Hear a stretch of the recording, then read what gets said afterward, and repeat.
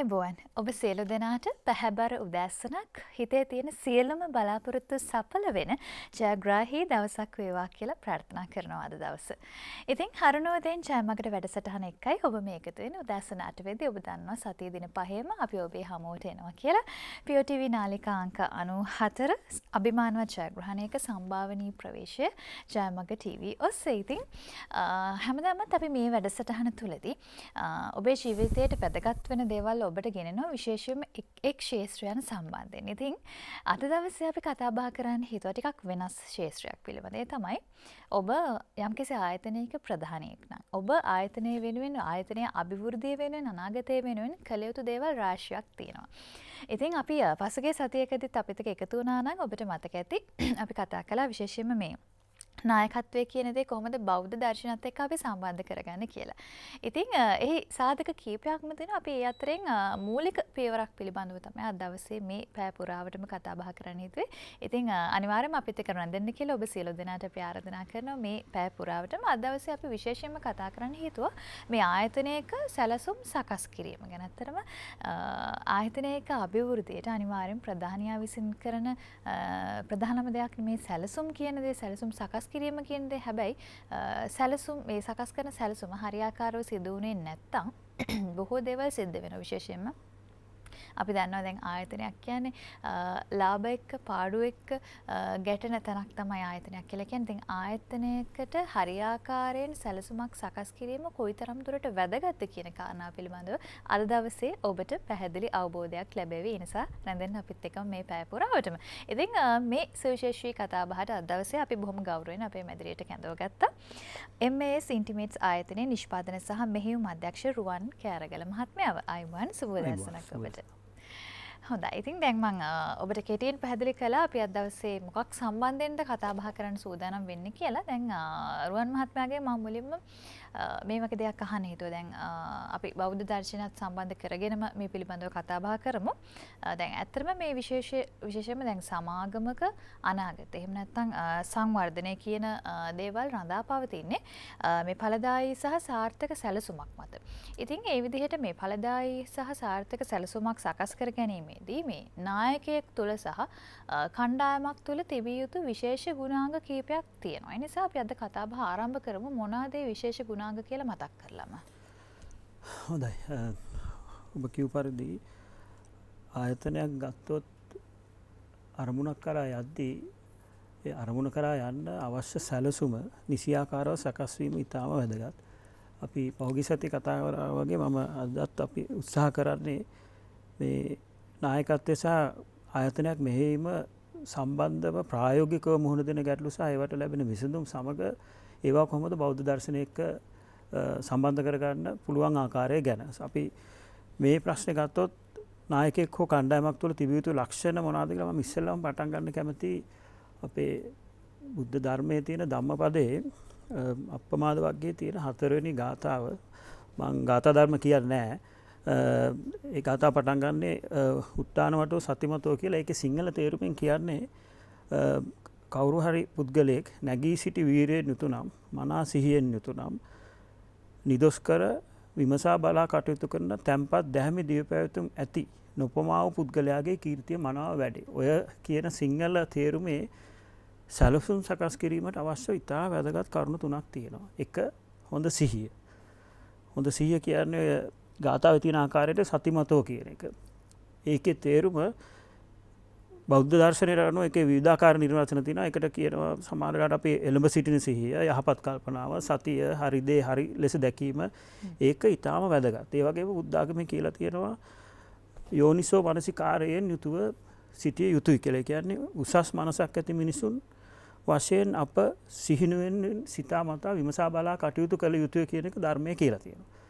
එන්නේ ඒ සිතාමතා කටයුතු කිරීම සැලසුම් සකස් කිරීමේදී ඉතාම වැදගත්. මොකද ආයතනයක් ගත්තාම ආයතනය පරිසරයත් එක්ක ගැටිලා කටයුතු කරන්න ඕනේ. ඒතර ආයතනයක නායකත්වය තීරණය ගනිද්දී දුෂ්කර තීරණ ගන්න අවස්ථා හුඟක් එනවා සැලසුම් සකස් කිරීමේදී.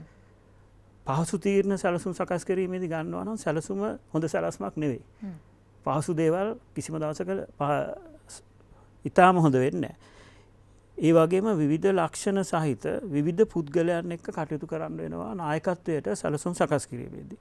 ඒ වගේම සැලසුමක් සකස් කිරීමේදී අනෙක් ප්‍රධානම වැදගත්ම කරුණ විකල්ප රාශියක් අතුරින් හරි විකල්පය මොකක්ද කියන එක තෝරාගෙන ඒ විකල්පය සැලසුමට අනුයුක්ත කර ගැනීම. ඒතර ඔය කරුණු සියල්ල එකතු කරලා ගත්තාම අර මං කියපු බාහිර පරිසරයේ තියෙන බාධා කිරීම ඔකට කියනවා නොයිස් එක කියලා. ඒ නොයිස් එකයි නොසන්සුන් කමයි එක්ක මේ සියලු දේ එකතු වුණාට පස්සේ අපිට වෙන බාධා කිරීම අපහසුතා කොනක් නෑ. එතකොට ඒ වෙලාවේ අපි පරිසරය නොසන්සුන් වෙද්දී අපිත් සිහිබුද්ධියෙන් තොරව නොසන්සුන්ව කටයුතු කරොත් අපිට හරි දැක්මක් ලැබෙන්නේ නෑ. ඒ වගේම උපරිම ප්‍රතිලාභ ආයතනය ලබා ගන්න බෑ. හොඳ නායකයෙක් අපි මෙහෙම ගමු උදාහරණයක් ඕන නැවක් මුහුදේ කාලුගුණය හොඳ වුණොත් සාමාන්‍ය නාවිකයෙකුට ගෙනිච්ච හැකියි. හැබැයි මුහුද කාලුගුණය අවට කාලුගුණය හොඳ නැති අවස්ථාවක නැවක් ගෙනියන්න පුළුවන් හොඳ කපිතාන්වරයෙකුට විතරයි. එහෙම වුණාම ඒ හොඳ කපිතාන්කවරයෙකුට ඒ වගේ අවස්ථාවල ඒ වෙලාවේ තීරණ ගන්න හොඳ සිහියක් අවශ්‍යයි. ඒතර පළවෙනි කරුණ හරි සැලසුමක් තෝරා ගැනීමේදී මේ සිහිය. කලබල වෙන්න හොඳ නැහැ. හරි සිහියෙන් යුතුව කටයුතු කරන්න. බුද්ධ ධර්මයේ කියලා තියෙනවා ඊට ප්‍රතිවිරුද්ධ සිහියට ප්‍රතිවිරුද්ධ කියන්නේ මොකක්ද කියලා පංච නීවරණ වලින් එකක් උද්ධච්ච කුක්කුච්ච කියන්නේ හොඳ සිහිය නැතිකම. ඒ කියන්නේ නොසන්සුන් කම කියන එක තමයි ඔය උද්ධච්ච කුක්කුච්ච කියන එකේ තේරුම. ඒක හරි සරල උදාහරණයකින් කියත හැකි මේ සිහිය නොසන්සුන්කම ඇති වුණොත් අපිට වෙන දේ අපි වතුර භාජනයක් අරන් හොල්ලුවොත් පිරිසිදු වතුර භාජනයක් වුණත් අපිට ඒකේ එහා මෙහා පේන්නේ නැහැ. හිතත් ඒ වගේ. වටේ පිටේ තියෙන ප්‍රශ්න නිසා හරි යම් යම් පුද්ගලයන් තෝරා ගැනීමේදී වෙන ප්‍රශ්න නිසා හරි අපි හිත ඒ වතුර භාජනය වගේ හෙලවුවොත් හිත නොසන්සුන් වෙනවා. හිත නොසන්සුන් වුණොත් අපිට හරි තීරණ ගන්න බෑ. ඔය පළවෙනි කරුණ. එතකොට හොඳ අපි ඇයි අපිට හොඳ සිහියක් නැත්තේ? සමහර වෙලාවට හේතුව අපි එකවරකට මේක පෞද්ගලිකව හුඟක් ආයතනවල හුඟක් පුද්ගලයන්ගේ තියෙන දේ එකවරකට එක දෙයකට පමණක් අවධානය යොමු කරන්නේ නැහැ.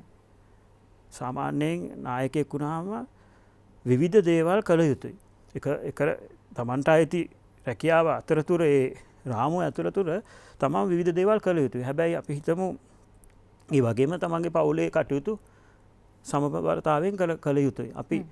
අපි කියමු නිෂ්පාදන මම නිෂ්පාදනාංශයට ගිහිලා නිෂ්පාදනාංශයේ වැඩ කරනකොට ඒ ෆැක්ටරි එක වැඩ කරන ස්ථානයට වැඩබිමට ගිහිල්ලා ඉන්න අවස්ථාවක මට ගෙදර ප්‍රශ්න ඔළුවේ තිබ්බොත් මට එතෙන්ට අවධානය යොමු කරන්න බෑ. ඊට පස්සේ ගෙදර ඇවිල්ලා ඉන්න වෙලාවට මට ෆැක්ටරි ප්‍රශ්න ඔළුවට තිබ්බොත් මට ෆැක්ටරි ගෙදර වැඩ ටික කරගන්න බෑ. ඒ ප්‍රධාන දේ එකවරකට අපි විවිධ දේවල් විටෙන් විට කළාට විවිධ අරමුණු තිබ්බට එකවරකට අවධානය යොමු කර යුත්තේ ඒ කරන දේ ගැන පමණයි. එහෙම නැත්නම් අපේ අර හිත හොඳ සිහිය නැති වෙනවා. අනික සමහර වෙලාවට බාහිර පරිසරයෙන් ඇහෙන්න සහ දකින්න දේ නොඇසුනාසේ නොදැක්කාසේ සිටිය යුතුයි. මොකද හැම දෙයකටම අපි රියැක්ට් කරන්නේ කියන්නේ මොකක් හරි කවුරු හරි කියන දෙයකට පරිසරයේ සිදුවෙන යම් වෙනස් වීමකට අපි ඒකට හැම දෙයකටම විසඳුම් දෙන්න ගියොත් අපිට මේ ඔළුව එක විදිහකට තියාගන්න බැරි වෙනවා. ඒ දෙක සහ අර ඉස්සෙල්ලා කියපු කලබල නොවීම ඊටාම වැදගත් හොඳ සිහියක් තියාගන්නට. ඒතකොට හොඳ සිහිය ගැන අර මම මුලින් පටන් ගත්ත කිව්වා වගේ මේ බුද්ධ දර්ශනය සම්බන්ධ කරද්දී මම මේක පහුගිය සතියේ ගත්තා බුද්ධ දර්ශනයේ විවිධ ආකාරයෙන් නායකත්වය සහ කළමනාකාරීත්වය සම්බන්ධ කරත හැකි. අභිධර්මයේ අසුරෙන් සම්බන්ධ කරත හැකි, බුද්ධ චරිතය අසුරෙන් සම්බන්ධ කරත හැකි. ඒ වගේම අපේ ජාතක කතා පොත් වහන්සේ අසුරෙනුත් සම්බන්ධ කරගත හැකි. මේ හොඳ සිහිය පිළිබඳ හොඳ ලස්සන එච්චර ජනප්‍රිය නැති ජාතක කතාවක් තියෙනවා මේ කුරුංගමිග ජාතකය කියලා. ඒ ජාතක කතාවේ එක කැලේක මුවෙක් ඉන්නවා. ඒ කැලේ මුව අල්ලන දඩයන්කාරයෙක් ඉන්නවා. ඒ දඩයන්කාරයා කරන්නේ මුව කන්න කැමති පළතුරු තියෙන ගහක් තියෙනවා. ඒ ගහට යටට වෙලා ඉඳලා එතෙන්ට බිම වැටිච්ච පළතුරු කන්න එන මුවන්ව අල්ලගන්න එක. එක දවසක් මේ බෝධිසත්ව මුවා ඔය ගහ යටට එද්දී කොහොම සැලකිල්ලෙන් එන්නේ හොඳ සිහියෙන්. එතකොට ළඟට ඇවිල්ලා දඩයක්කාරයාට අහු නොවන මානෙට ඇවිල්ලා විපරම් කරලා බලද්දී දඩයක්කාරයා දැන් ගහ උඩ හැංගිලා ඉඳද්දී නොවිසිලිමත් වෙලා මුවාව ළඟට ගන්න ඕන නිසා උඩ ඉඳන් අර පළතුරු විසි කරනවා. ඒතර මුවාගේ සිහිය හොඳ නිසා මුවාට තේරෙනවා සාමාන්‍යයෙන් පළතුරු වැටෙන්න ඕනේ සිරස්ව පොළොවටනේ. දැන් මේ හරහට වැටෙන්න එක මොකක්ද කියලා හෙව්වහම දඩයක්කාරයා දකිනවා. දැකලා මුවා කියනවා ගහට වෙනදාට ඔබ කෙලින්ම සිරස් ලෙස පළතුරු වට්ටනවා මට කන්න. අද හරහට වට්ටන නිසා ඔබ යම් දෙයක් වෙනස්ව කරන නිසා මම මෙතනින් යනවා කියලා මුවා එතනින් යනවා. ඉතින් හොඳ සිහියෙන් හිටියේ නැත්තම් ජීවිතේ නැති වෙනවා. ඒ වගේ තමයි සලස්මක් හදද්දී. සලස්මක් හදද්දී මේ හොඳ සිහිය කියන එක ඊටාම වැදගත්. දෙවෙනි එක. ඔය ගාථාවේ තියෙනවා විචාර බුද්ධිය කියලා. ඒ විචාර බුද්ධිය කියන එක ටිකක් බරපතල වචන නිසා අපි ඔක ප්‍රඥාව කියලා කියමුකෝ. ප්‍රඥාව කියන එක බුද්ධ ධර්මයේ පැහැදිලිව කියලා තියෙනවා දසපාරමිතා වලින් එකක්. ප්‍රඥා පාරමිතාව කියන එක. ප්‍රඥාව කියන එක දසපාරමිතාවට අනුව ජීවිතය හා ලෝකයේ පිළිබඳ ඇතිතතු ඒවත් යථා තත්ත්වය පැහැදිලි ලෙස වටහා ගැනීම. ඒතර අපිට ආයතනයකදී අපි ජීවිතය අමතක කරමු ඉස්සෙල්ලා ආයතනයකට ගියාම ලෝකයේ පිළිබඳ හරි දේ හරි විදියට වටහා ගත්තේ නැත්නම් අපි හදන්නේ හැමතිස්සෙම වැරදි සැලසුම්. ඒතර ප්‍රඥා පාරමිතාව අනුව ප්‍රඥාව වර්ග දෙකකට බෙදලා තියෙනවා. එකක් ලෞකික ප්‍රඥාව අනික ලෝකෝත්තර ප්‍රඥාව. ඒතර අපිට අදාළ ආයතනයකට ගියාම ලෞකික ප්‍රඥාව. ඒ කියන්නේ එදිනදා කටයුතු වලදී අවශ්‍ය කරන ප්‍රඥාව. ආයි මං කියන්නේ බුද්ධ ධර්මයේ මේ හැමදේම ලියවිලා තියෙනවා. ලියවිලා නැත්තේ නෑ. ඊළඟට බුද්ධ ධර්මයේ ආයි කියලා තියෙනවා අපි කොහොමද මේ ප්‍රඥාව ගොඩනගා ගන්න කියන එක. ඒතර අපි ප්‍රඥාව කියන එක ඒ ගොඩනගා ගන්නට ඉස්සෙල්ලා තව වැදගත් දෙයක් තියෙනවා. මම මේක මට මතක නැහැ පහුගිය සතියේ කිව්වද කියලා. මොකද්ද මේ ප්‍රඥාව කියන එකේ නිර්වචනය? 98%ක් අපි හිතන්නේ ප්‍රඥාව කියන එක යම් කෙනෙකුට තියෙන සුදුසුකමක්. එහෙම නැත්තම් සහතිකයක්. එහෙම නැත්තම් තනතුරක් අරහා එන දෙයක් කියලා. ඒක ප්‍රඥාවම නෙවෙයි. ඒක උගත්කම. ඒ බුද්ධිය කියන්නේ වෙන දෙයක්. උගත්කමයි බුද්ධියයි සම්පූර්ණ දෙකක්. බුද්ධිය තියෙන සුදුසුකමක් හෝ සහතිකයක් අවශ්‍යම නැහැ. හැබැයි සැලසුමක් සකස් කරද්දී අපිට බුද්ධියත් අවශ්‍යයි උගත්කමත් අවශ්‍යයි. මොකද අපි කියමු අපි ඉංජිනේරු අංශයට සම්බන්ධ ආයතනයක වැඩ කරන්නේ සැලසුමක් කියලා. එතකොට ඒ විෂය සම්බන්ධව නිසි පළපුරුද්ද තියෙන සුදුසුකම් තියෙන මොකක් හරි සහතිකයක් තියෙන විෂය අදාළ විෂය දැනුම තියන අය අපිට අවශ්‍යයි සැලසුම සකස් කරද්දී. නැත්නම් බිල්ඩිමක් හදාන්න ගියාම කොන්ක්‍රීට් කොච්චර දාන්න ඕනද ෆවුන්ඩේෂන් එක කොච්චරද කියලා ඒ දැනීම අවශ්‍යයිනේ. ඒ හා සමානව පරිසරයයි අවට ගැන දැනුම තියෙන බුද්ධිමත් පිරිසකුත් අවශ්‍යයි. සැලසුමක් සකස් කිරීමේදී ඔය කොටස් දෙකම අපිට සිටිය යුතුයි. එක කොටසක් විතරක් ගත්තොත් අපේ තීරණ එක පැත්තකට බර වෙනවා. දෙපැත්තටම සමබර පිරිසක් තෝරා ගැනීම සැලසුමක් සකස් කිරීමේදී නායකත්වයේ වගකීම. ඊළඟට ප්‍රඥාව ඇති කරගන්නේ කොහොමද කියලා බෞද්ධ දර්ශනය කියලා තියෙනවා ක්‍රම තුනකට. එක චින්තාමය ප්‍රඥාව. මේ බුද්ධාගම අනුව බැලුවම ටිකක් බර වචන වගේ තේරුණා. මේක හරි විදියට නිර්වචනය කරලා සිංහල භාෂාවට පරිවර්තනය කරාම හරිම සරලයි. චින්තාමය ප්‍රඥාව කියන්නේ සිතීමෙන් සිත දියුණු කර ගැනීම. අපි සිතීමෙන් සිත දියුණු කරගන්නේ කොහොමද?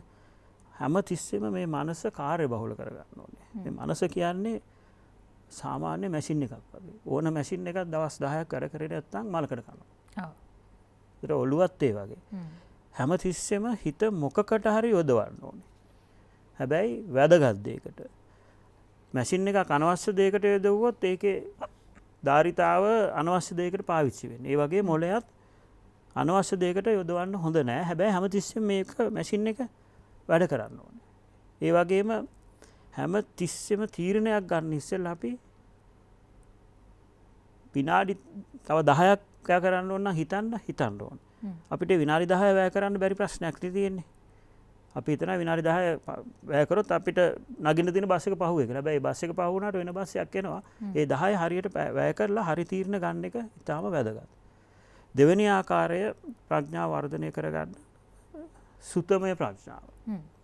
ඒක බුද්ධ ආගමේ කියලා තියෙන සවන් දීමෙන් හෝ පොතපත කියවීමෙන් සිත දියුණු කර ගැනීම. අපිට තියෙන ප්‍රශ්නේ මොකද්ද? හුඟක් නායකයන්ට තියෙන ප්‍රධාන ප්‍රශ්නේ කටේ දත් 32යිනේ, කන් 2යිනේ. ඒකයි ප්‍රශ්නේ. අපි එහෙමනේ හිතන්නේ. ඒ වුණාට ඇත්ත කතාව මොකද්ද? අමාරුයි. එක කටයි කන් 2යි තියෙන්නේ. අපි කැමති නෑ වෙන අය කියන දේවල්ට සවන් දෙන්න. වෙන අය කියන්නේ කතා කරනදී හිතලා බලන්න හුඟ දෙනෙක් හුඟක් නායකයෝ සමහර වෙලාවට මැදදී බාධා කරලා ඒගොල්ලන්ගේ අදහස දානවා. හරියට සවන් දෙන්නේ නැත්නම් කිසිම දවසක තමන්ගේ බුද්ධිය ප්‍රඥාව වැඩි කරගන්න බෑ. ඊළඟට කියවීම. මේ කියවීම කියන එක තමයි අපි ළමා කාලේ සහ තරුණ කාලේදී YouTube එකවත් Facebook එකවත් ඉන්ටර්නෙට් එකවත් තිබ්බේ නැති නිසා අපි පොත් කියවලා තමයි ඉගෙන ගත්තේ. දැන් ඉන්න මේ පරම්පරාව පොත් කියවන්නෙත් ඉන්ටර්නෙට් එකෙන්නේ. ඔව්. ඒතර පොත් කියවනවා කිව්වට පස්සේ ඒකෙන් 60%ක් 70ක් කාලය වැය කරන්නේ පොත් කියවන්නද වෙන දේවල් වලට. කියවීම ඉතා අනිවාර්යයි බුද්ධි වර්ධනයට. ඒතකොට ඒකත් බෞද්ධ දර්ශනයේ කියලා තියෙනවා. අනිත් එක දැන් ඇහුම්කන් දෙන්නේ යම් කෙනෙක්ගේ උපදෙස් ගන්නනේ. අපි ඇහුම්කන් දෙන්න කැමති ලොකු මහත්තුරුන්ගේ වචන පමණයි. ඔව්. සා උපදෙස් පමණයි. අර මං කියපු බුද්ධිය කියන එක සමහර ලොකු මහත්තුරුන්ට නැති වෙන්නත් ඉඩ තියෙනවා. ඒක නිසා අපි හැම කෙනෙකුටම ඇහුම්කන් දෙන්න ඕනේ. අපි තේරුම් ගන්න ඕනේ අපේ බුද්ධිය හෝ ප්‍රඥාව වර්ධනය වෙන්න දුප්පත් මිනිස්සෙක්ගෙන් හරි යම් දෙයක් ලැබෙන්න පුළුවන්. හැබැයි ඒක අපි ලබන්න අකමැති මොකද අපි ඇහුම්කන් දෙන්න කැමති නැති නිසා. අපිට වැදගත් ඉගෙන ගන්න කාගෙන්ද කියන එක නෙවෙයි. ඉගෙන ගන්නේ මොකද්ද කියන එක. අන්න ඒ දේ අපි හරියට තේරුම් ගත්තේ නැත්නම් අපේ කාලය අපි නිකන් නාස්ති කරනවා. අවසාන ආකාරය ප්‍රඥාව වැඩි දියුණු කරගන්න භාවනාමය ප්‍රඥාව. ඒක වෙන තාලයක දෙයක් නිසා මම මෙතන සාකච්ඡා කරන්නේ නැහැ. මට වඩා ගෞරවනීය ස්වාමීන් වහන්සේලා ඒක සාකච්ඡා කරන එක ඵලදායී වෙයි. ඒක නිසා මම ඒක වැඩිපුර විස්තර කරන්න යන්නේ නැහැ. එතකොට අපි කරුණු දෙකක් කතා කරා. එකක් සිහිය, දෙක විචාර බුද්ධිය. තුන්වෙනි එක නොපසුබට උත්සාහය. මේ ගාථා ධර්මයේ තියෙන තුන. ඒක ගාථාවේ කියලා තියෙන්නේ උට්ටාන වතෝ කියලා. ඒ කියන්නේ උත්සාහවන්තව නොපසුපස්නා වීරියකින් යුතුව කාර්යක්ෂම තම කාය ශක්තිය සහ චිත්ත ශක්තිය යෙදවීම. ප්‍රධාන දේ අපි තේරුම් ගන්න ඕනේ අපිට කිසිම දවසක අපි කරන හැම දෙයක්ම පළවෙනි පාරට සාර්ථක කරගන්න බෑ. එහෙම සාර්ථක කරගන්න පුළුවන් නම් මේ ලෝකේ අද මේ තියෙන තැන නෙවෙයි තියෙන්නේ. එහෙම වෙන්නේ නැහැ. අපි වැඩ 10ක් කරොත් 9ක් පළවෙනි පාරට සාර්ථක වෙන්නේ නැහැ. හැබැයි ඊළඟ දේ අපි තේරුම් ගන්න ඕනේ සාර්ථක නොවනට වැදගත් අසාර්ථක වෙවි හරි අවසාන රේඛාව කරා යන එක. අවසාන රේඛාව කරා අපිට යන්න බැයි නම් අපි තරඟ ඉවර කරන්නේ.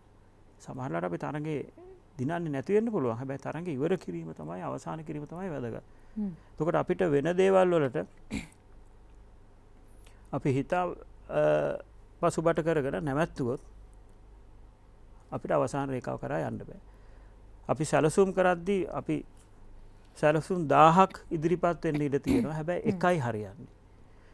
මම මේ සැලසුම් ගැන නෙවෙයි මම මේ ලංකාවේ ඉතින් ක්‍රිකට් ගැන දන්න නිසා මම මේ ලංකාවේ හිටපු ක්‍රිකට් නායකයෙක් ගැන එතුමාගේ අවසර නැතුව මම භාවිතා කරන්නේ නම භාවිතා කරනවා මාව නතපත්තු මහත්මයා. මේ මහත්මයා මුලින්ම ලංකාවේ කණ්ඩායම නියෝජනය කරේ 1990 නොවැම්බර් මාසේ. එතකොට වයස 20යි. පළවෙනි තරඟේ පළවෙනිම බිඳුවයි දෙවෙනිම 1යි. ඊට පස්සේ කණ්ඩායමෙන් ඉවතට විසි වෙනවා. මාස 21කට පස්සේ ආයෙ එනවා. මාස 21ක් ආයෙ පුහුණු වෙලා උත්සාහයෙන් ආයෙ එනවා. දෙවෙනි මැච් එකත් ඒ වගේම අසාර්ථකයි. ඊළඟට ආයෙ කණ්ඩායමට එන්නේ 1997. 90 ඉඳන් අවුරුදු 6මාරක් උත්සාහයෙන් වැඩ කළා ආයෙ තුන්වෙනි වතාවට කණ්ඩායමට ඇවිල්ලා තමයි සාර්ථක වෙන්නේ. හැබැයි මේ මහත්මයා ක්‍රීඩකෙක් වශයෙන් සමුගද්දී අන්තර්ජාතික ලකුණු 13000කට වැඩිපුර රැස් කළා ලංකාවෙන්. ලංකාවේ කණ්ඩායමට නායකත්වය දුන්නා. අවසානයේ ලංකාවේ ප්‍රධාන පුහුණුකරු කිතිකරුවන්ගේ පුහුණුකරු හැටියටත් කටයුතු කරනවා.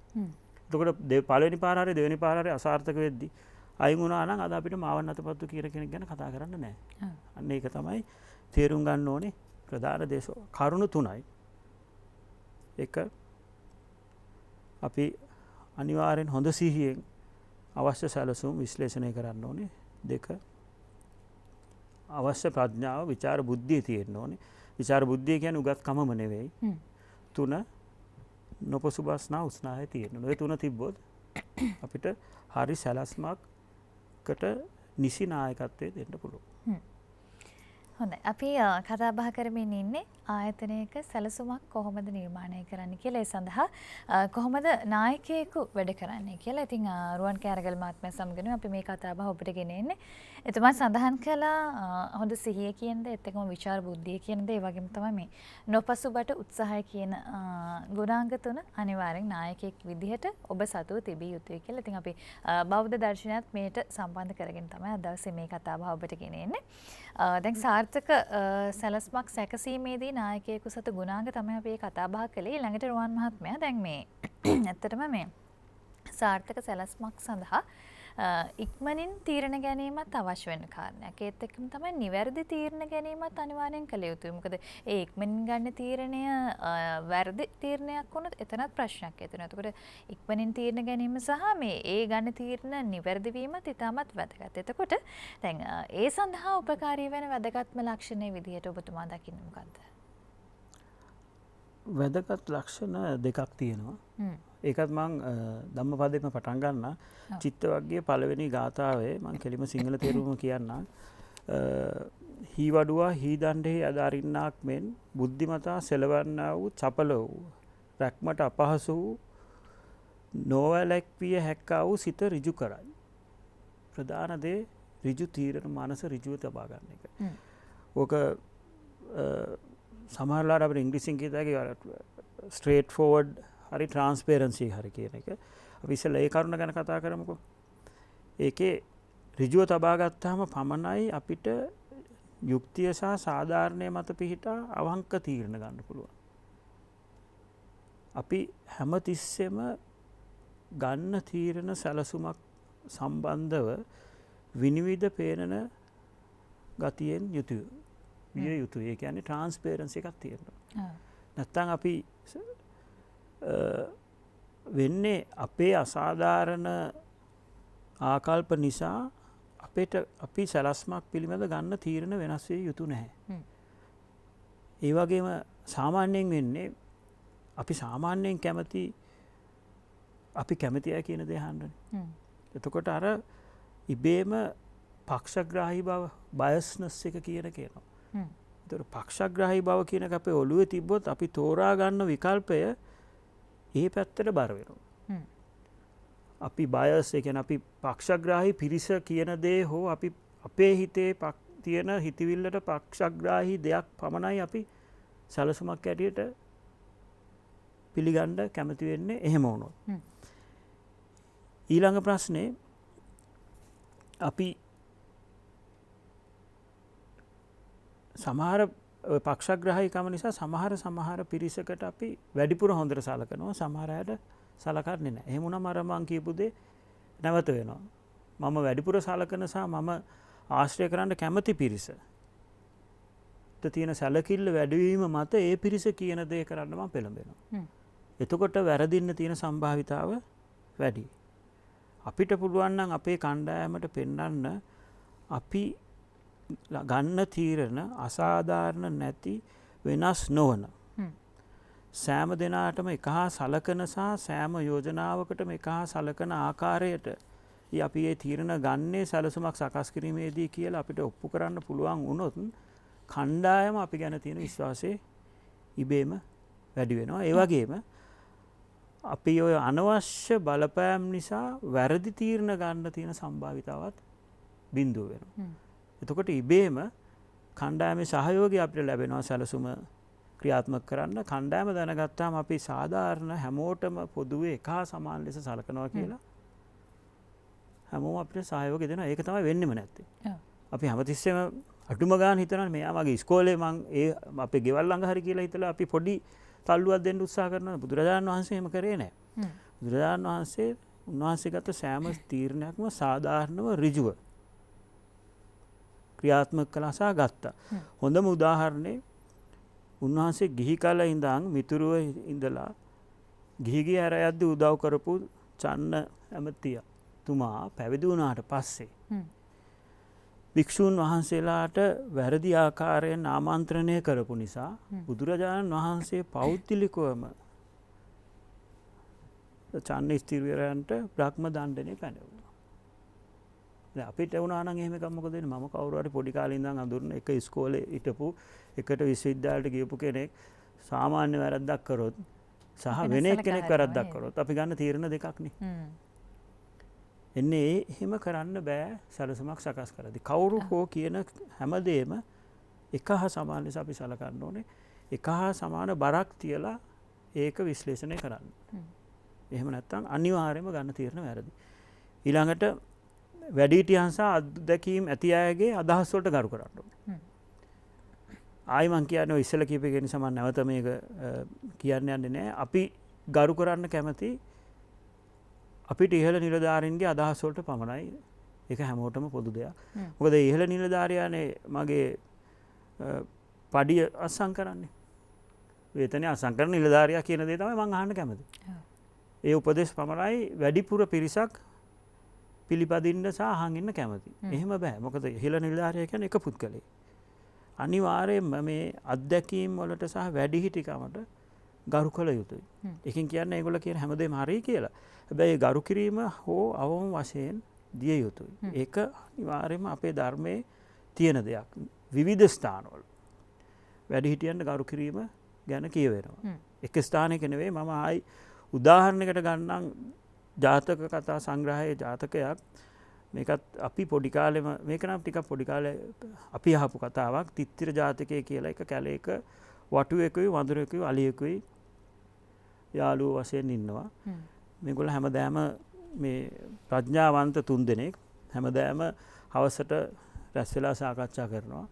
ඒතර සමහර වෙලාවට සාකච්ඡා කරද්දී සමහර ගැටලු සාකච්ඡාමය වශයෙන් විසඳන්න ගියාම කල් යනවා. මොකද කවුරු කියන දේද හරි කියන එක තෝරගන්න බැරි වෙනවා. ඒතර මේගොල්ලෝ තීරණය කරනවා වැඩිහිටි බව මත ඒ වගේ මතභේදයක් ආවොත් වැඩිහිටියා කරන කියන දේට ගරු කර යුතුයි කියලා. එතකොට දැන් කවුද වැඩිහිටියා කියලා හොයාගන්න ප්‍රශ්නේ එනවා.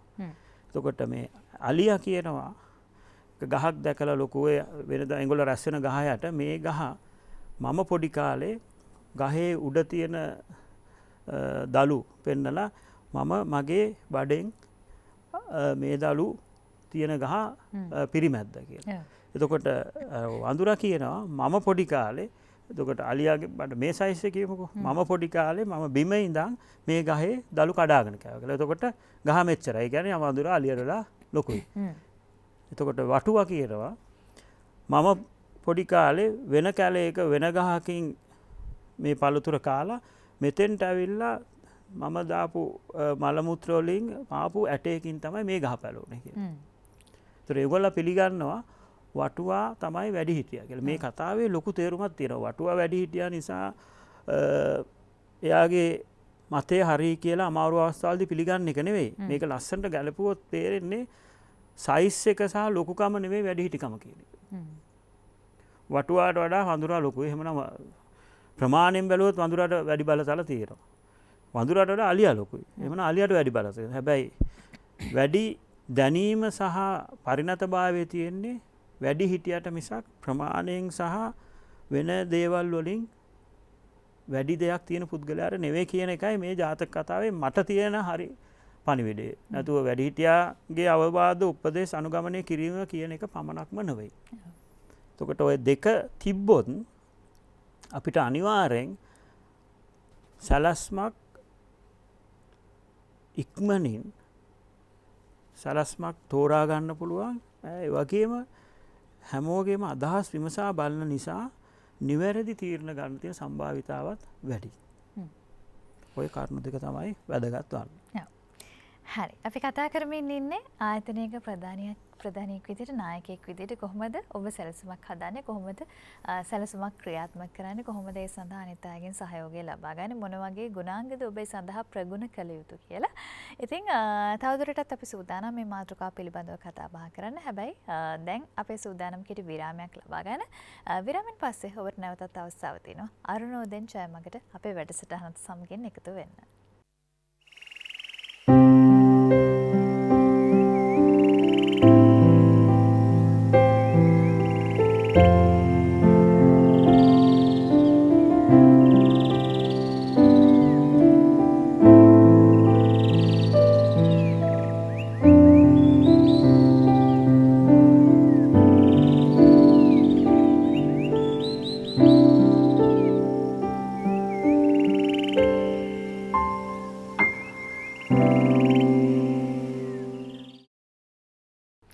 විරාමෙන් පස්සේ ඔබ නැවතත් එකතු වෙන්නේ අරුණෝදයෙන් ජයමගට වැඩසටහනත් එක්ක.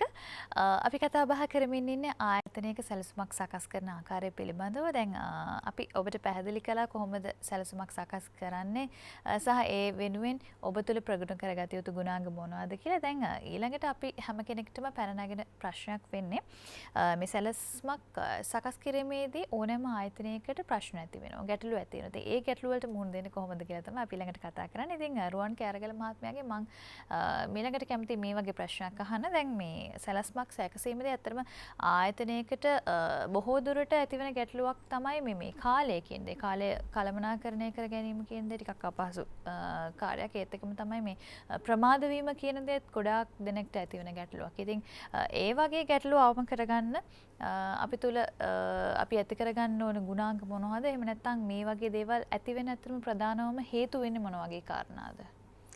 හොඳයි. මම මේ ප්‍රශ්නේ තායිම ධම්මපදේම පටන් ගන්නම්. ධම්මපදයේ මග්ගවග්ගීය 8 වෙනි ගාථාවේ කියලා තියෙනවා යමෙක් තරුණ වුවත් බලවත් වුවත් අලස කමින් යුක්ත නම් වීරයෙන් කටයුතු කළ යුතු වේලෙහි නොනැගිට සිටීනම් ඒක පළවෙනි දේ.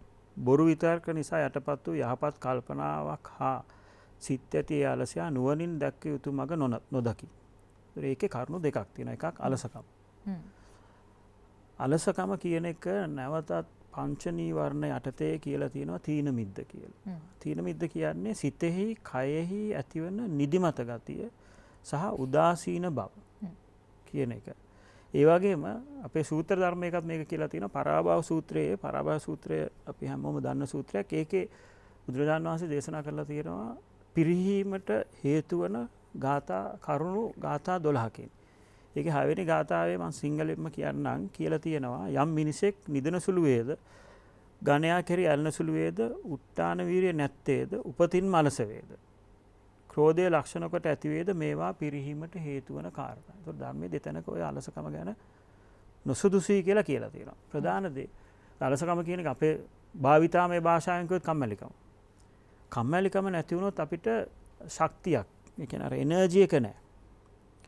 ඒතර අපි නායකයාට අපිට ශක්තියක් අපි පිරිසට අපිට පෙන්වන්න බෑනේ අපේ ඇඟේ ශක්තියක් තියෙනවා. කණ්ඩායමේ ශක්තිය ඉබේම පල්ලෙහාට බහිනවා. කණ්ඩායමේ එනර්ජි එක මෙහෙම පල්ලෙහාට බහිනවා. අපිට පෙන්වන්න බෑ නා ශක්තියක් තියෙනවා. අපි ඇයි මේක සලසුම් සකස් කිරීමේදී වැදගත් වෙන්නේ කියලා හිතුවොත් අපි ඉස්සෙල්ලා මම කිව්වා කිසිම අවස්ථාවක එක විකල්පයකින් සලසුමක් අපිට තෝරගන්න බෑ. කිසිම ආයතනයක කිසිම රටකට අඩුම ගානේ පෞද්ගලික තීරණයක් ගනිද්දිවත් අපිට ඕක කරන්න බෑ. අපි හිතමු විකල්ප 10ක් තියෙනවා.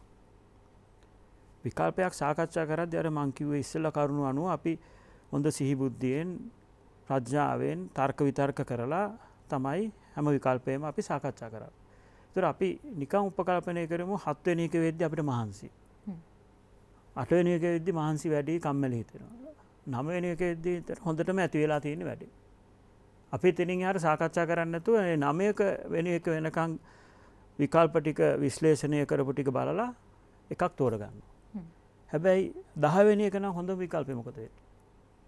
අපේ කම්මැලිකම නිසා අපි හොඳම විකල්පය නොසලකා හැරලා ආයතනයේ වැරදි මාර්ගයට සහ කණ්ඩායම වැරදි මාර්ගයට ගෙනියනවා.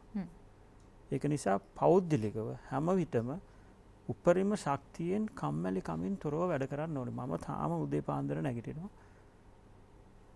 මම විශ්වවිද්‍යාල යන කාලේ මේක දැන්ට අදාළයි. Tamanට මොකක් හරි අද කරන්න වැඩසටහනක් කාලසටහනක් තිබුණොත් යමක් මගහැරුණොත් හෙට අතිකාල වැඩ කරලා ඒක කරලා ඉවර කරන්න ඕනේ. අපි පාඩම් කරද්දී අපි කියමු මාතෘකා 10ක් අද පාඩම් කරනවා කියලා අපි උපකල්පනය කරගෙන පුස්තකාලට ගියොත් ඒක 9යි නම් අද කරන්න පුළුවන් උනේ හෙට 10ක් තියෙනවා නම් හෙට 11ක් කරලා ඒක ඉවර කරන්න ඕනේ. එහෙම නැත්නම් වෙන්නේ අපිට අවශ්‍ය සියලු දේ කරගන්න බැරි වෙනවා. සැලසුම සකස් කරද්දී අවශ්‍ය සියලු දේ නිර්වචනය කරගත්තේ නැත්නම් විශ්ලේෂණය කරගත්තේ නැත්නම් හොඳම සැලැස්මට නෙවෙයි අපි යොමු වෙන්නේ. දෙවෙනි එක වැරදි තර්ක. ඕකත් පංච නීවරණය කියලා තියෙනවා විචිකිච්ඡාව කියලා. ඒක නම් අපි හැමෝම දන්න වචනේ දන්නවා. ඒක තේරුම දන්නවද නැද්ද කියලා මම දන්නේ නැහැ. අපි සාමාන්‍ය භාවිතාවේ විචිකිච්ඡාව කියන වචනේ පාවිච්චි කරන දෙයක්. විචිකිච්ඡාව කියන්නේ අර මං කියපු ජලයේ කතාව. බොර ජලයේ කිසිම දෙයක් පැහැදිලිව පේන්නේ නැහැ. එතකොට අපිට ජලයට බහින්න ගියාම සැකයි. හිතත් ඒ වගේ. විචිකිච්ඡාව කියන්නේ අප තුල උපදින සැකය පැහැදිලි බව නැති නිසා. ඇයි අපේ හිතේ විචිකිච්ඡාව හරි එන්නේ හේතුව වැරදි තර්ක අපේ මනසට එන නිසා. ආයි ඉස්සෙල්ල කොටසට ගියොත් අපි සාකච්ඡා කරන්න ඕනේ කියලා කිව්වනේ. හැබැයි අපි කැමති සාකච්ඡා මේසෙට වාඩි වුණාට පස්සේ සද්දහටම සාකච්ඡා කර ඉන්න තමයි බහුතරයක් කැමති. තීරණ ගන්න කැමති නෑ. තීරණ ගත්තොත් ක්‍රියාවට නම් ගන්න බෑ. ඊට වඩා හොඳයි දීලා දින පෑහේ කතා කර ඉන්න එක. හැබැයි ප්‍රධාන දේ අපි සාකච්ඡා කරන්න කැමති වැඩිපුරම සාකච්ඡා කරන්න කැමති ප්‍රායෝගිකව ක්‍රියාවට නංවිය නොහැකි දේවල් තමයි. හඳෙන් හාල් ගේන්න හරි පුළුවන් නම් ඒක තමයි සාකච්ඡා කරන්නේ. එහෙම අනවශ්‍ය දේවල් සාකච්ඡා කරලා අපේ කාලය නාස්ති කරන එක ඊටාම නුසුදුසු දෙයක්. ඒ යම් විකල්පයක් ප්‍රායෝගිකව ක්‍රියාවට නැංවීමේ සම්භාවිතාව අවම නම් ඇයි අපි ඒ සඳහා සාකච්ඡාවේ කාලය වැය කළ යුත්තේ කියන තීරණය අපි ගත යුතුයි. ඒක නිසා අපි හැමෝම අපි සාමාන්‍යයෙන් අපේ ආයතනයේ ඕක පුරුද්දක් වශයෙන් කරනවා රැස්වීමකට යද්දී ප්‍රමුඛතා ලයිස්තුවක්. ඒ කියන්නේ ප්‍රයොරිටි ලිස්ට් එකක් හදා ගන්න ඕනේ. 1 සිට 10 දක්වා. අපි සාමාන්‍යයෙන් අර විනෝද සමයට කැමති අය නම් අපි 10න් පටන් ගන්න පුළුවන්. හැබැයි ආයතනයට යම් වැඩක් කරන්න කැමති පිරිසක් නම් 1න් පටන් ගන්න ඕනේ. ඒ ප්‍රමුඛතාවය ආයතනයේ ප්‍රමුඛතාවය විය යුතුයි. තමන්ගේ පෞද්ගලික ප්‍රමුඛතාවය නෙවෙයි. මේ රැස්වීම පටන් ගන්න ඕනේ ප්‍රමුඛතා ලයිස්තුවත් එක්ක. ඊළඟට අපි හැමෝම කියනවානේ වෙලාවට මීටින් රැස්වීම පටන් ගන්න කියලා. කොහෙද කියා අපිට උපදෙස් දෙන්න වෙලාවට රැස්වීම ඉවර කරන්න කියලා. අඩුයිනේ. හැබැයි ප්‍රධාන දේ ඒක. වෙලාවට පටන් ගන්න එක වැදගත්. හැබැයි වෙලාවට ඉවර කරන එක ඊට වඩා වැදගත්. වෙලාවට ඉවර කරගන්න බැයි නම් ඔල්ලෝසක් මේසෙ උඩ තියාගෙන තමයි රැස්වීම කරන්න ඕනේ. අපි ඇත්තටම මේක කරනවා. දැන් තාක්ෂණෙත් එක්ක කම්පියුටරේම දාත හැකි අඩු වෙන වෙලාව. පැයයි විනාඩි 59යි 58යි 57යි කීක අඩු වෙනවා. එහෙම නැත්නම් මොකද වෙන්නේ? අපි කැමති වාද විවාද කර කර රැ වෙනකන් කතා කර කර ඉන්න. ඒක නිසා හැම රැස්වීමකටම ටයිම් කීපර් කෙනෙක්. ඒ කියන්නේ කාල කළමනාකාරුවෙක් පත් කරගත යුතුයි. කාල කළමනාකාරුවෙක් හිටියොත් එයාට කියන්න පුළුවන් දැන් වෙලාව විනාඩි 10යි මේකට තිබේ දැන් ඉවරයි. අපි තීරණයක් ගන්නමු අරගෙන මේක මෙතනින් නවත්තමු. නැත්තම් වෙන්නේ නැවත ඒකම විතරයි කතා කරන්නේ. ඒතර ඔය ප්‍රමුඛතා ලයිස්තුව නැත්තම් අපි අඩු ප්‍රමුඛතාවයේ තියෙන ඒවා විතරයි කතා කරන්නේ.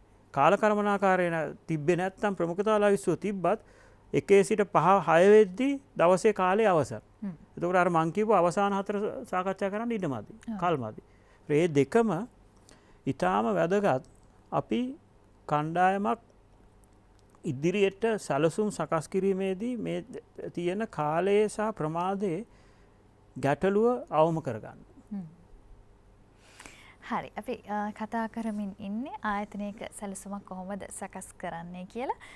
ඉතින් මේ විදිහට සැලසුමක් සකස් කිරීමේදී ඇතිවන ගැටලු වලට මොන ආකාරයේ පිළියම්ද අපි යොදන්නේ කියලා කතා බහ කළා. ඊළඟට මම කැමතියි රුවන් මහත්මයාගෙන් දැනගන්න. දැන් සමහර වෙලාවට අපි මේ කොයිතරම් දේවල් කිව්වත් ඇතැම් විට ප්‍රධානීකයන් අතින් වැරදි සැලස්මක් සැකසෙන්න පුළුවන්. එහෙම නැත්නම් වැරදි දෙයක් අනුමත වෙන්නත් පුළුවන්. ඒ වගේ දෙයක් සිද්ධ වෙන්න ප්‍රධානම හේතුව මොනවද? මේ නොසලකා හැරීමද නැහැ. එහෙම නැත්නම් තමන් නොදැනුවත්ව තමන් අතින් නිවන් වැරද්දක් සිද්ධ වෙන්න පුළුවන්ද? ඔබ කොහොමද ඒක පැහැදිලි කරන්නේ? නොදැනුවත්කම සහ නොසලකා හැරීම නිතරම සිදු වෙනවා නම් තමන් කළමනාකාරයෙක්වත් නායකයෙක්වත් නෙවෙයි. එතනට සුදුසු නැහැ. නොසලකා හැරීම විශේෂයෙන් නොදැනුවත්කම වෙන්න පුළුවන්. හැබැයි එකවරක් යම් දෙයක් නොදැනුවත්කම නිසා මගහැරුණා නම් එම දේම නිසා දෙවනි වර මගහැරෙන්න බෑ. ඒ කියන්නේ කිසිම දෙයක් නැවත වැරදි කරන්න බෑ. හැබැයි මගේ පෞද්ගලික මතය අනුව අපි ගන්න තීරණ සැලැස්මල් පිළිබඳ ගන්න තීරණ වැරදි වෙන්න 90%ක් හේතුව නොසලකැලීමත්කම සහ නොදැනුවත්කම නම් ඒ කණ්ඩායම සහ ඒ නායකත්වය එම ස්ථානයේ සිටීමට සුදුසු නැහැ. පළවෙනිදි. ඒකේ සම්භාවිතාවය අපි 100ක් වැරදුනොත් 10ක් නොසලකැලීමත්කම සහ නොදැනුවත්කම නිසා නම් ගැටලුවක් නැහැ. එහෙම වෙන්න පුළුවන්. මේ 70ක් 80ක් නම් ඒගොල්ලෝ එතන සුදුසු නැහැ. හැබැයි වෙන විවිධ හේතු තියෙනවා ඔය වැරදි තීරණ ගන්න. ප්‍රධාන දේ යම් යම් දේවල් වලට ස්ථානයකට පුද්ගලයෙකුට හෝ දෙයකට අපේ හිතේ නොදැනුවත්වම තියෙන ආකර්ෂණය. එහෙම වුණාම අර මම ප්‍රථමයෙන්ම කියපු පක්ෂග්‍රාහී බව වෙනවා. ඒ කියන්නේ බයස්නස් එක වෙනවා. එහෙම වුණාම අපි රැස්වීමකට යන්නේ කලින් තීරණය කළ මානසිකත්වය කියන්නේ. ඒ කියන්නේ ඔකට ඉංග්‍රීසියෙන් කියනවා preoccupied mindset එකකින් තමයි රැස්වීමක් ඇතුළට අපි යන්නේ. එතකොට අපි කලින් තීරණය කරගත්ත මානසිකත්වයකින් රැස්වීමකට තීරණයක් ගන්න ගියොත් අපි ගන්න තීරණය 70%ක් අර හෙවණැල්ලෙන් වැහෙනවා. එහෙම වුණාම අපි ගැටලු දිස බලන්නේ ඒ අපේ කෝණයෙන් අපි අනික් පුද්ගලයන්ගේ යෝජනාවලට ඇහුම්කන් දෙන්න තියෙන කැමැත්ත ඊටාම අඩුයි. ඒකට උඩින් අපි යම් පුද්ගලයන් පිළිබඳ පූර්ව ආකල්පත් එක්ක තමයි යම් රැස්වීම් වලට යන්නේ. ඒගොල්ලන්ගේ මීට පෙර හැසිරීම් හෝ මීට පෙර ගත්ත වැරදි තීරණ හෝ අර මං කිව්වේ අපි ඉතින් බෙදිලා ඉන්නේ ලංකාව තරම් මේ පොඩි රටක් වුණාට මිලියන 22ක් වුණාට මේක තරම් බෙදිලා තියෙන ආකාර තියෙන රටක් කොහෙවත් හොයන්න නැහැනේ. අපි ජාතිය කියමු කුලය කියමු ඉස්කෝලේද විශ්වවිද්‍යාලයේද පළාතද ඊට අමතරව දකුණද උඩරටද ඕන හැම කියන්නේ ලෝකේ තියෙන හැම ජාතියටම අපි බෙදිලා තියෙනවා. ඒතර එහෙම වුණාම අපි ඒ කුලකයට පුද්ගලයෝ දැම්මහම අපි විවිධ පූර්ව ආකල්පත් එක්ක තමයි කණ්ඩායමේ සමාජිකයොත් එක්ක වැඩ කරන්නේ. එහෙම වැඩ කරාම එක කුලකයකට වැටෙනවා අපි ආකර්ෂණ වෙන පිරිසක්. මොකද පෙට්ටි ටිකට හරි දාලා ටික් කරාම මේ 10න් 8ක්ම මම හා සමානයි මේ පුද්ගලයෝ. ඒතර මම මේ පැත්තට බරයි. එහෙම කරොත් මොකද වෙන්නේ? අපි ගන්න තීරණ එක්කෝ අපිට අවශ්‍ය තීරණ පමණයි. එහෙම නැත්නම් අපි කැමති අය යෝජනා කරන තීරණ පමණයි. ඒකෙන් අනිවාර්යයෙන්ම අපි ගන්න සැලසුම් පිළිබඳ තීරණවල ගුණාත්මක බව සෑහෙන දුරකට අඩු වෙනවා. අපි තේරුම් ගන්න ඕනේ මොළ ලොකු මොළ 2-3කට වඩා පොඩි මොළ හෝ සාමාන්‍ය මොළ 100ක එකතුව වැඩි කියලා. ඒක නිසා හැමෝගෙම මොළය සැලසුමක් සකස් කිරීමේ තීරණ ගැනීමේදී ඉතාම වැදගත්. අපි හිතන් ඉන්නේ එහෙම නෙවෙයිනේ. මම අධ්‍යක්ෂකවරයෙක් ඒක නිසා මගේ මොළේ අනික් ඔක්කොටම වඩා 100 ගුණයක් වැඩි වෙන්න බෑ. එහෙමනම් මම අද මෙතන ඉන්නේ මම වෙන තලයක ඉන්න ඕනේ. 5-10ක් එහෙම වෙන්න පුළුවන්. හැබැයි 100 ගුණයක් වැඩි වෙන්න බෑ. ඒ තේරුම ඔළුවට අපි ගත්තේ නැත්නම් අපිට ලොකු ගැටලුවක් එනවා. දෙවෙනි එක පෞද්ගලික ආශාව. අපි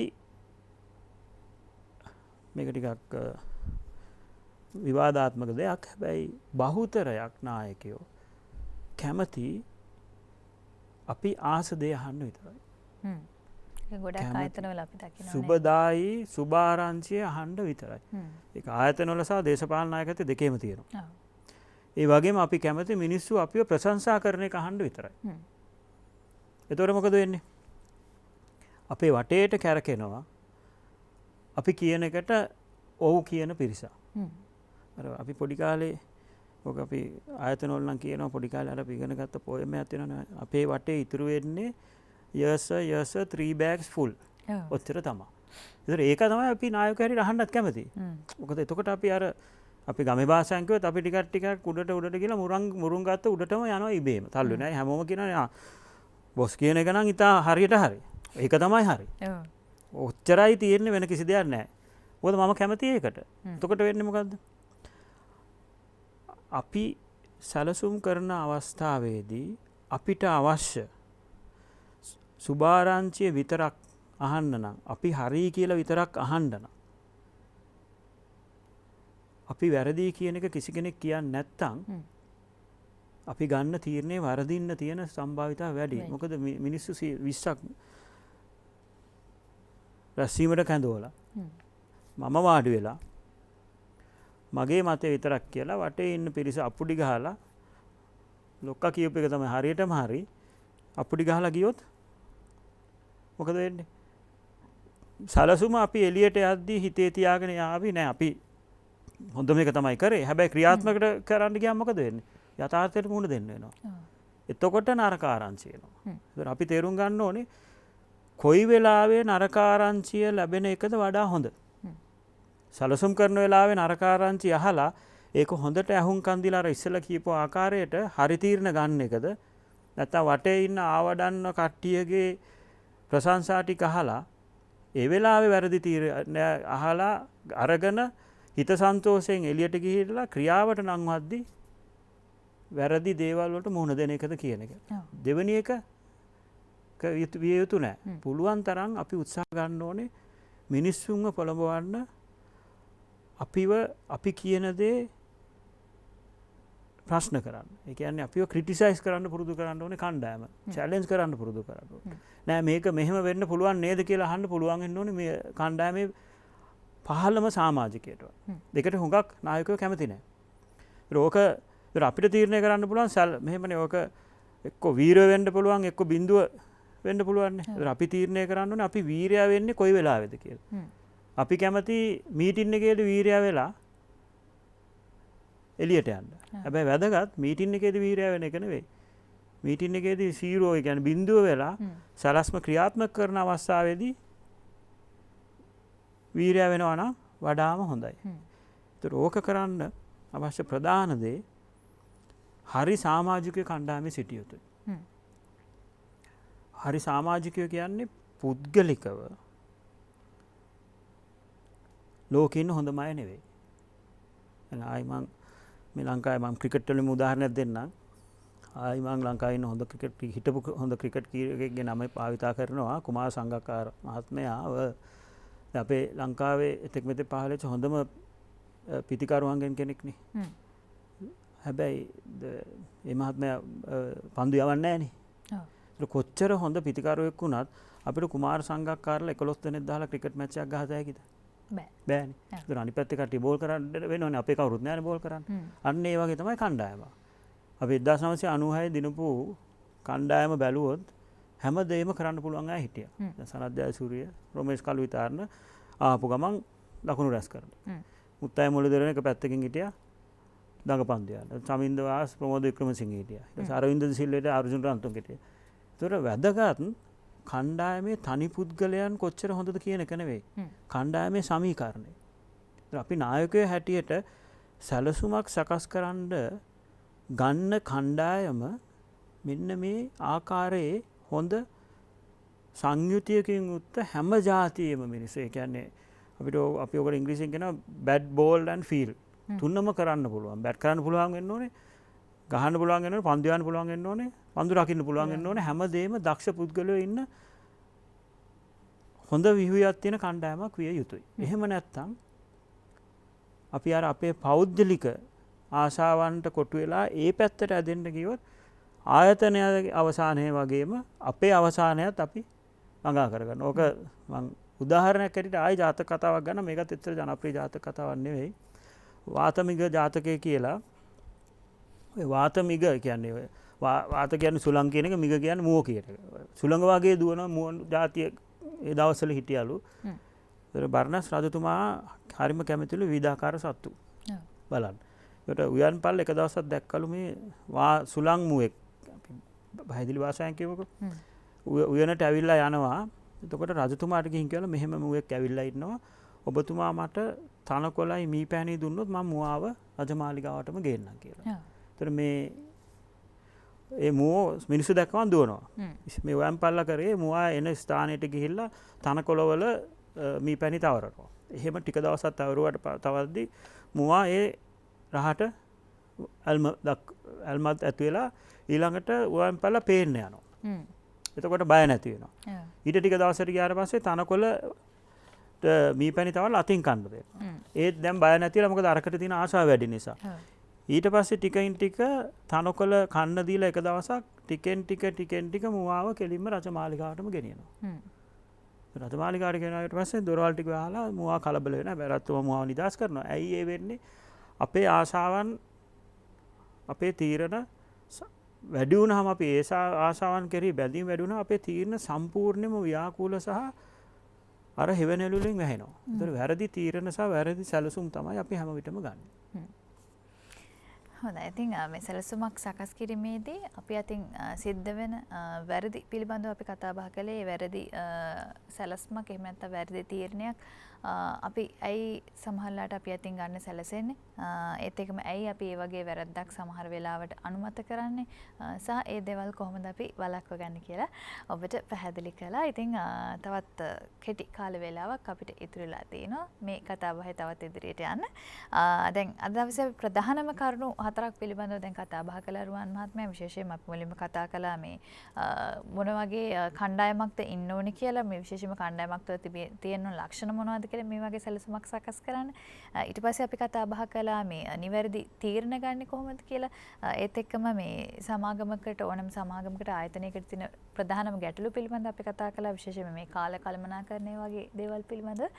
ඒත් එක්කම දැන් අපි අවසාන වශයෙන් කතා කළේ මේ වැරදි සැලස්මක් ඇයි සැකසෙන්නේ කියලා. දැන් අපි මේ කතා බහ කරපු දේවල් එක්ක මේ කතා බහ කරපු දේවල් වල සාරාංශයක් විදිහට ගත්තහම හරියාකාරයෙන් ආයතනයේ දියුණුවට ආයතනයේ අභිවෘද්ධියට පණ දෙන හරියාකාරයේ ජයග්‍රාහී සැලස්මක් සැකසීමට වැදගත්ම සාධකේ හරිම සාධකේ කියලා ඔබතුමා දකින්නේ මොකක්ද? මම අහන්නම් ප්‍රශ්නයක්. ලෝකේ විශාලතම කුලීරත සමාගම මොකක්ද කියලා දන්නවද? ලෝකේ විශාලතම කුලීරත සමාගම Uber. ඔව්. ලංකාවේ තියෙනවනේ. Uber ආයතනයට කුලීරත කීයක් අයිතිද කියලා දන්නවද? නෑ. Uber ආයතනයට එක කුලීරතයක්වත් අයිති නෑ. මොකද ඒගොල්ලන්ගේ ඒවා නෙවෙයි දුවන්නේ. ඔව්. Uber ආයතනය තමයි දැනට ලෝකෙ තියෙන ලොකුම කුලීරත සමාගම. ඒ වගේම ලෝකෙ තියෙන ලොකුම සංචාරක හෝටල් හිමි ආයතන වලින් එකක් තමයි Airbnb කියලා ආයතනයක් තියෙනවා. ඒගොල්ලත් කරන්නේ මේ Uber වගේ අපි හිතමු මම යනවා නිවාඩුවක්. ඒතර ගෙදර මං අපි උපකල්පන කරමු මම වහලා යනවා මාස 3කට. ඒතර මම Airbnb සමාගමකට කිව්වම මේගොල්ලෝ ඒක කුලියට දෙනවා කාට හරි. Airbnb ආයතනයටත් කිසිම ගෙයක් හරි හෝටලයක් හරි අයිති නැහැ. අයිති නැහැ. Uber සමාගම පටන් ගත්තේ ට්‍රැවිස් කැල්නික් කියලා සහ ග්‍රාන්ට් කෑම් කියලා මහතුරු දෙන්නේ. ඒතර ඔය මහතුරු දෙන්නත් සාමාන්‍ය කුලීරත සමාගමක් පටන් ගන්න විදිහට හිතුවනම් අපිට ඩ්‍රයිවර්ලා ඕනේ. අපි එහෙම වුණාම මොකද අපිට වාහන ඕනේ ඉස්සෙල්ලම. එහෙම වුණොත් මොකද වෙන්නේ? වාහන 1000ක් මේක කරන්න බෑ. ලක්ෂ ගාණක් Uber තියෙනවා. ලංකාවේම Uber කොච්චර තියෙනවද? අපි නිකන් ලක්ෂයක් කියලා ඒතර ඩ්‍රයිවර්ලා ලක්ෂයක් ඕනේ. ඩ්‍රයිවර්ලා ලක්ෂයකට වාහන පාක් කරන්න තැඟෙන. ප්‍රශ්න 500ක් විතර එනවා. හැබැයි මේ මිනිස්සු දෙන්න සාම්ප්‍රදායික විදිහට හිතුවේ නෑනේ. මේ මිනිස්සු දෙන්න සම්පූර්ණයෙන්ම මේ ව්‍යාපාර සංකල්පය උඩු යටිකරු කරලා හිතුවේ. ඒක හිතුවේ හින්දා ඒගොල්ලෝ ලෝකේ ඉන්න ප්‍රධානම කෝටිපතියන් දෙන්නගේ එක්කෙනෙක්. දැන් ඇත්තටම අපි සාමාන්‍යයෙන් ව්‍යාපාරයක් ආරම්භ කරනකොට ඕන කෙනෙක් හිතන්නේ මුලින්ම ප්‍රාග්ධනයක් තියෙන්න ඕනේ, සම්පත් තියෙන්න ඕනේ එහෙමනේ නේද? ලංකාවේ හරි වෙනස්නේ.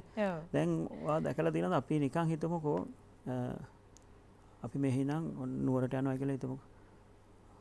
තැඹිලි කඩයක් අපි කිලෝමීටර් 25ක් යනකම් තැඹිලි කඩයක් නැහැ. ඔන්න එක මිනිහෙක් තැඹිලි කඩයක් දානවා. තව සති දෙකකින් යන්නකෝ ඒ පාරේ. මොකද වෙන්නේ? තව තැඹිලි කඩයක්.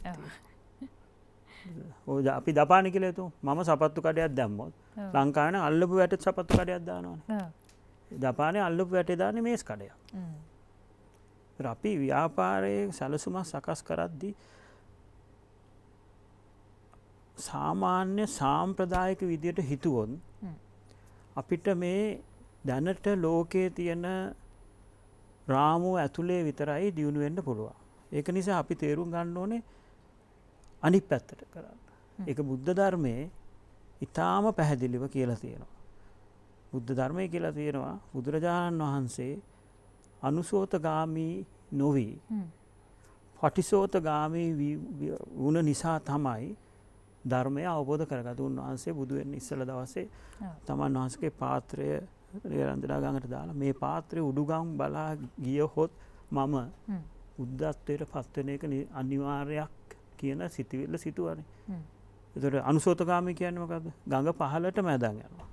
ඒක බුද්ධ ධර්මයෙන් කියද්දි මිනිස්සු රාගෙන් රාගයට යනවා, ද්වේෂෙන් ද්වේෂයට යනවා, මෝහෙන් මෝහයට යනවා. පටිසෝතිගාමී කියන්නේ අපි යටිගම් බලා යනවා. ඒතර ව්‍යාපාර සැලසුම් සකස් කිරීමත් ඒ වගේ. අපි අනිවාර්යෙන් පටිසෝතගාමී ලෙස සැලසුම් සකස් කර යුතුයි. අනිත් අය නොහිතන දේවල් සිටිය යුතුයි. අනිත් අය නොකරන දේවල් සිතා අනිත් අය නොකරන දේවල් සැලසුම් කළ යුතුයි. එතකොට තමයි අපි වෙනස් පුද්ගලයෙක් හෝ වෙනස් ආයතනයක් වෙන්නේ. වෙනස් නිමවුමක් අපිට එළියට දාන්න පුළුවන්. එහෙම වෙනස් නිමවුමක් අපි එළියට දැම්මොත් පමණයි අපේ ඉල්ලුම සහ ආදායම වැඩි වෙන්නේ. හරිම සරලයි. බුද්ධ ධර්මයේ ආරම්භයටත් ඉස්සෙල්ලා තියෙන එතන.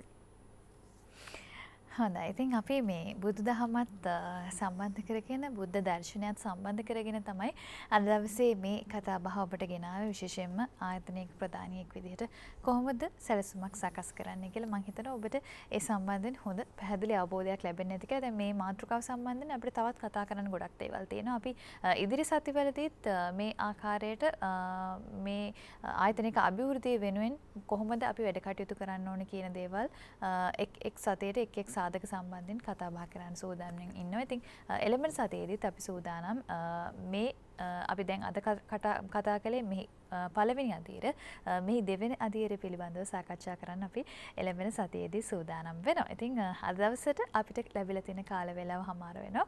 අපි වෙහෙනම ස්තුතිවන්ත වෙනවා මේ වටිනා කියන කතා බහට අද දවසේ අපිට සමගින් සම්බන්ධ වුණු MS ඉන්ටිමේට්ස් ආයතනයේ නිෂ්පාදන සහ මෙහෙයුම් අධ්‍යක්ෂ රුවන් කෑරගල මහත්මයාට බොහොම ස්තුතියි ඔබට අයබන් කියලා සම්බන්ධ වෙනවා.